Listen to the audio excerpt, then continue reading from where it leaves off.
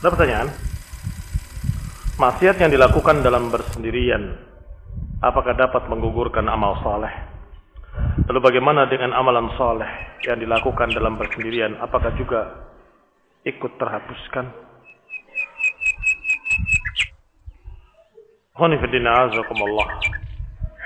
Ada beberapa kemaksiatan yang menggugurkan amalan, seperti riya, menggugurkan amalan yang dicampuri riya.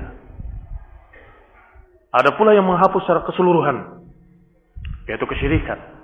Lain asyrakta la yahbatanna 'amaluk. Kalau engkau berbuat syirik akan gugur semua amalan-amalanmu. Dan ada beberapa dosa-dosa yang menggugurkan amalan-amalan. Artinya tidak semua dosa menggugurkan amalan. Seperti ketika Allah Subhanahu wa taala berfirman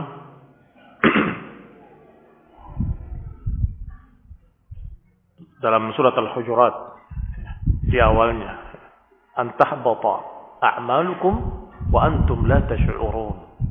Jangan sampai menggugurkan amalan kalian dalam keadaan kalian tidak sadar, tidak merasa. Apa itu? Mengutamakan atau mengeraskan suara di atas Rasulullah SAW. Antahbata a'malukum wa antum la tash'urun. Apalagi kata Ibnu Qayyim rahimahullah, kalau bukan mengangkat suaramu di atas suara Nabi, bahkan mementingkan pendapatmu di atas pendapat hadis, ini ahlul hawa, itu akan menggugurkan amalan. Tapi tidak mesti semua dosa menggugurkan amalan. Sebaliknya, amal saleh, Allah sebutkan dalam Al-Quran, innal hasanat yudhibna as-sayyiat, bahwa kebaikan-kebaikan akan menghapuskan kejelekan-kejelekan.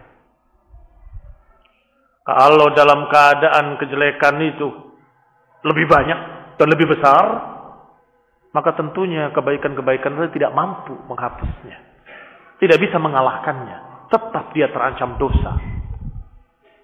Tetapi kalau dia memiliki amalan-amalan yang baik, yang saleh, besar, mudah-mudahan dosa-dosa kecilnya akan terhapus. Tetapi catatannya adalah, ada ucapan Ibnu Abbas yang berkata, la saghirata ma'al israr. La saghirata ma'al israr. Tidak ada dosa kecil kalau dilakukannya terus-menerus. Kamu anggap remeh, selalu mengerjakan di rumahnya setiap malam di kamarnya, maka jadi besar. Bukan amal yang dikerjakannya yang menjadi besar, israrnya. Karena berarti engkau sudah terjatuh ke dalam dosa yang lebih besar, yaitu al-amnu min makrillah. Merasa aman dari azab Allah, tidak takut pada Allah. Ini dosa besar. La saghirata ma'al israr wala kabirata ma'al istighfar. Enggak ada dosa kecil kalau dilakukan terus-menerus, dan enggak ada dosa besar kalau kemudian diiringi taubat dan istighfar. Maka dosa besar akan hilang kalau taubat dan istighfar. Dosa kecil akan jadi besar kalau dilakukannya terus-menerus di rumahnya, selalu mengerjakan dengan keyakinan nanti juga akan terhapus dengan salat, nanti juga akan terhapus dengan ini, nanti juga akan terhapus dengan itu.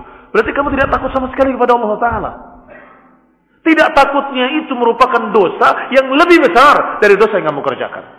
Hati-hati. Nasallahu alaihi wa sallam al-afiyah wal hidayah wa rahmah.